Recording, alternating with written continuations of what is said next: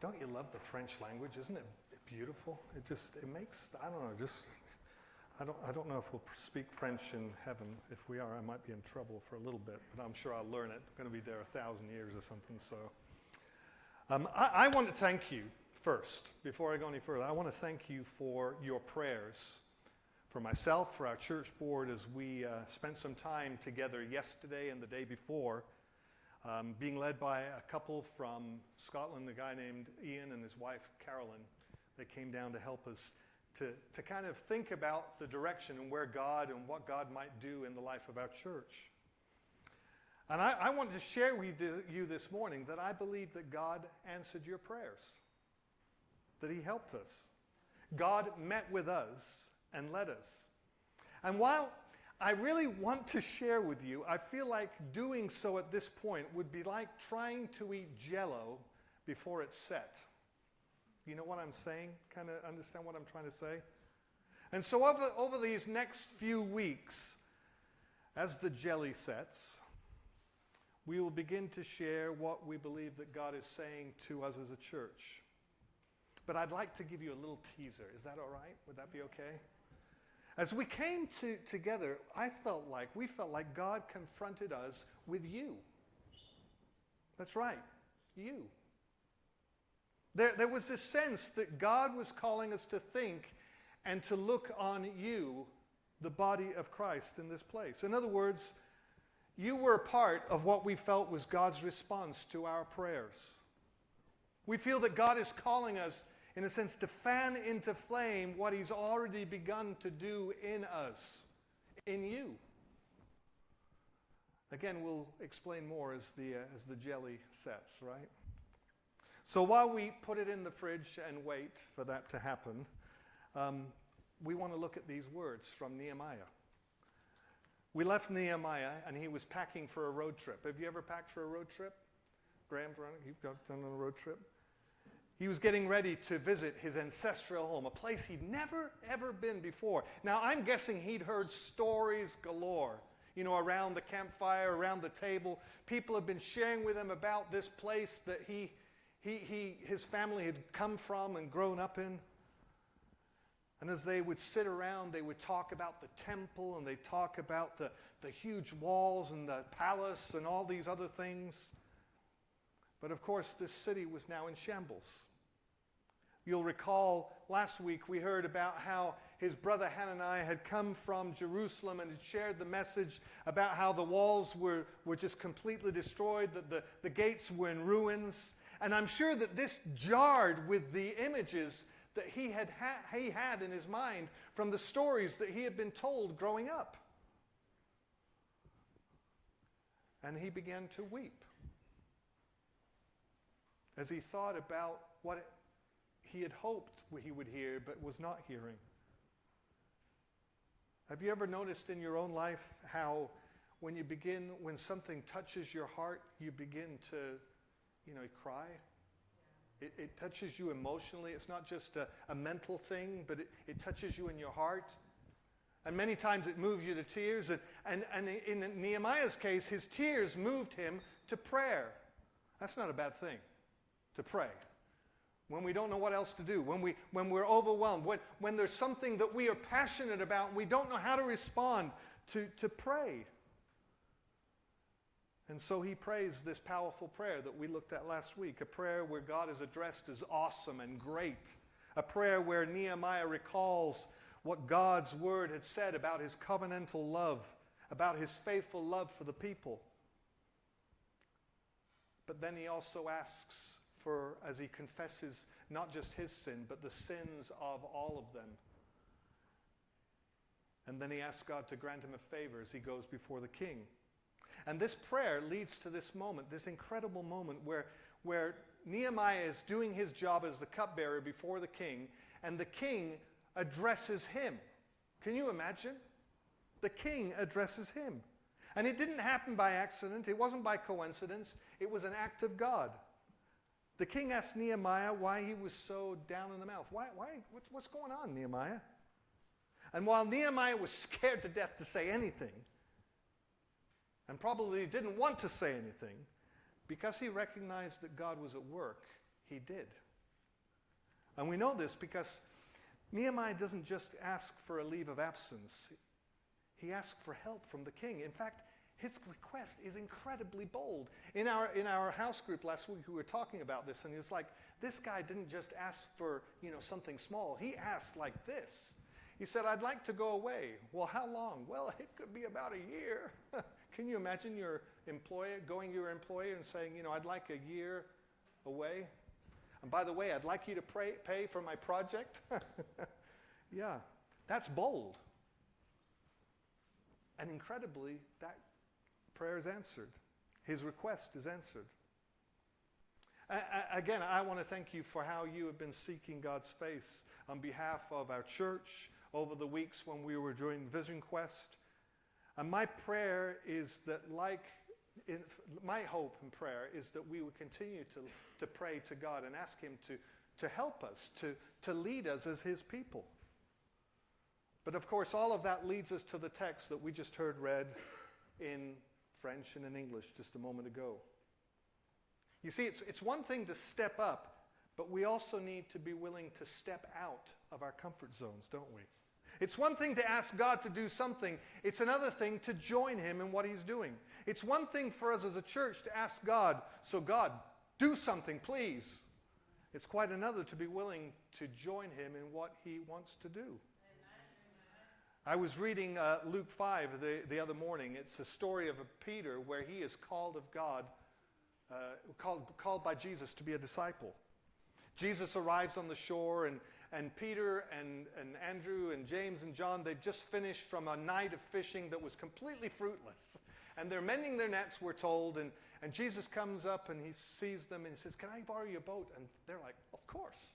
Jesus, borrow our boat. And they let Jesus, and He gets in the boat and He preaches from there.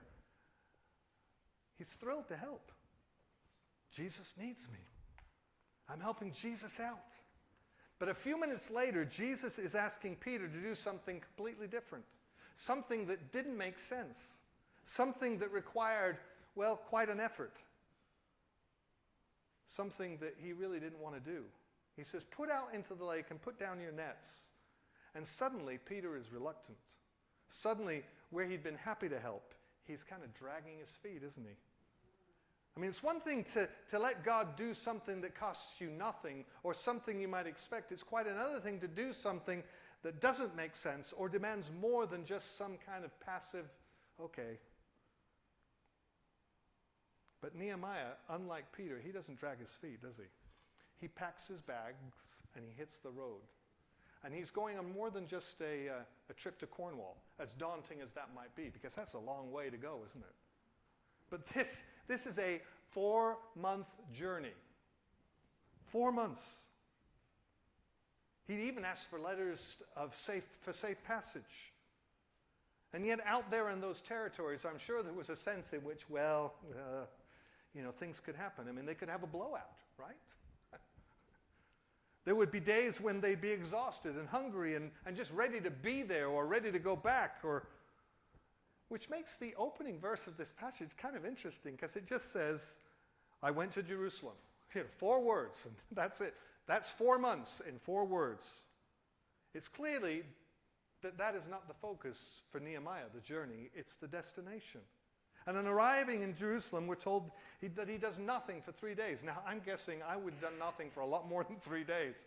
I would just want to lay in a place where I didn't have to move. I mean, you'd be exhausted, wouldn't you, for that kind of a trip? And so Nehemiah rests. But the next part of the story is kind of strange because it says that he gets up and he takes this midnight ride around the city under the cover of darkness. He's going to do a survey of this wall that's broken down. I don't know about you, but I'm reading this, I'm going, why in the world would you do this in the middle of the night?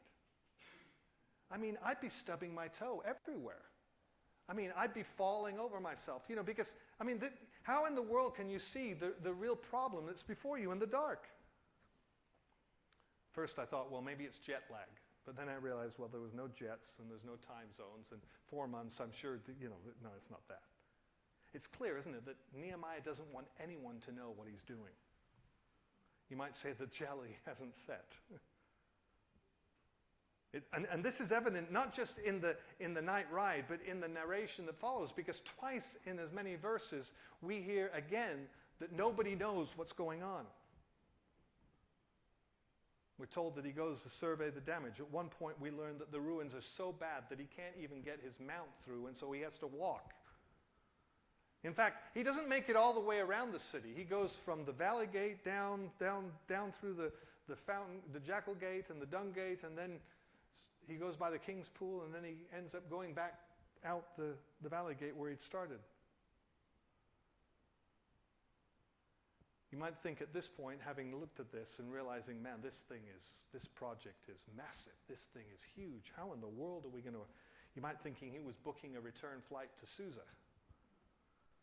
Of course, there are no flights, are there? Yeah. But you see, the reality is that night ride didn't lead him to question why he was there. In many ways, it set his mind. Remember, God is in all of this. That's what's been going on. This trip was not something that was on the whim. I mean, you don't take a 4-month trip on the whim, do you? It had issued from months of prayer.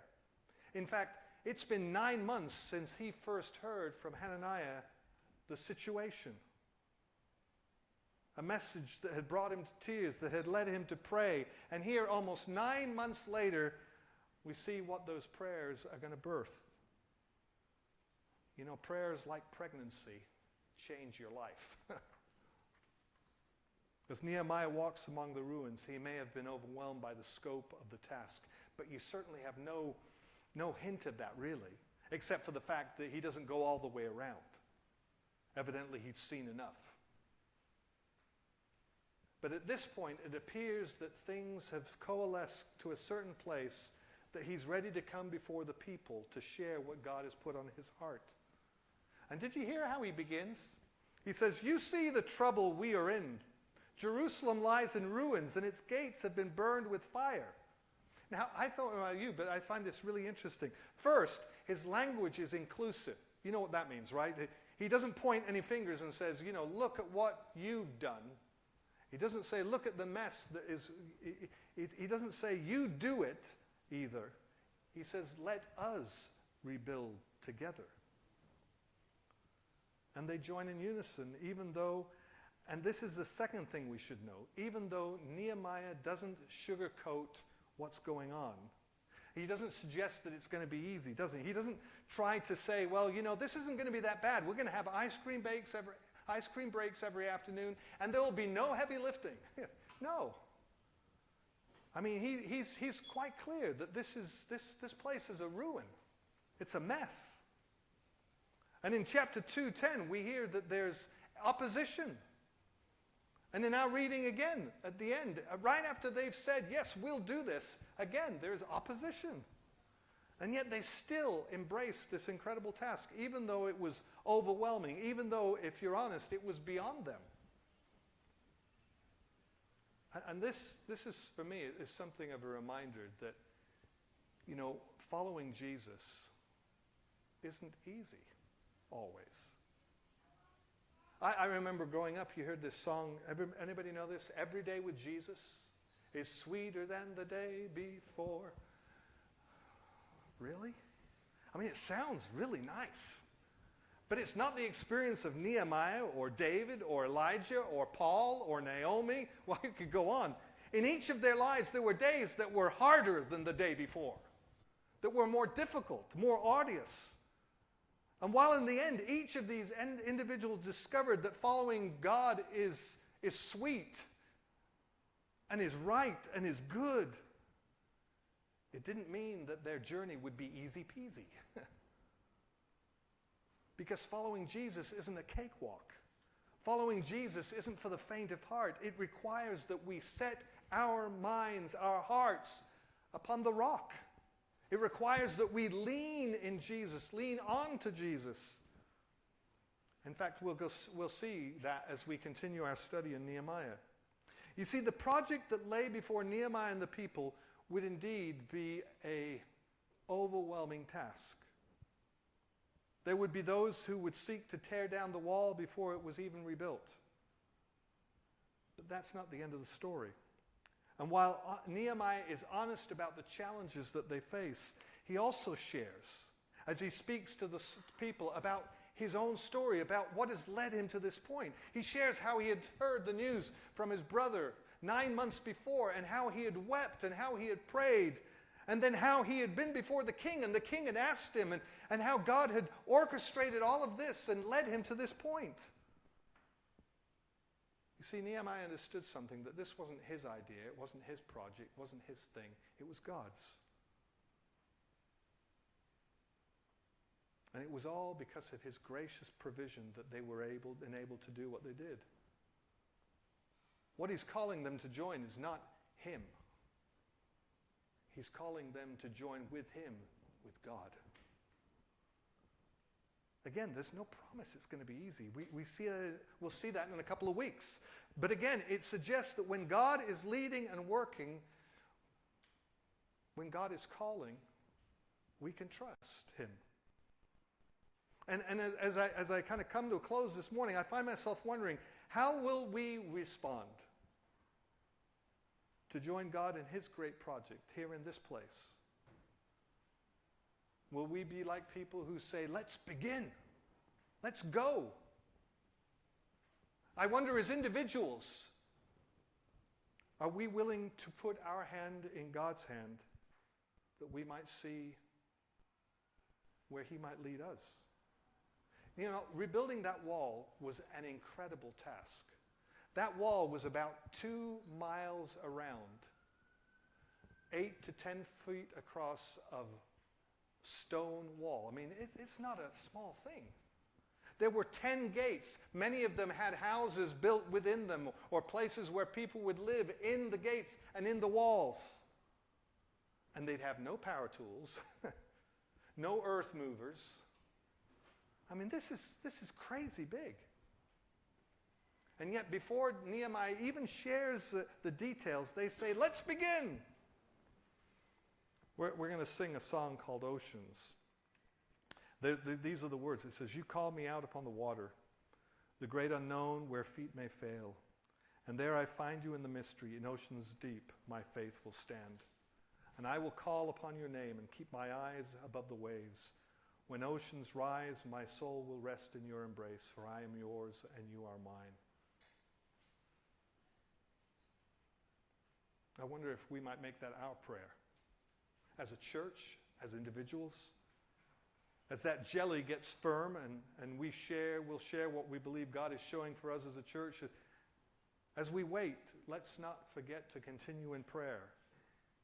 Because remember, as our breath gives life to our body, our prayers give life to our soul and life to our hands and feet. You see, when we truly lift our voices to the great and awesome God, the one who keeps his covenant of love, we shouldn't be surprised with what happens, what begins to happen.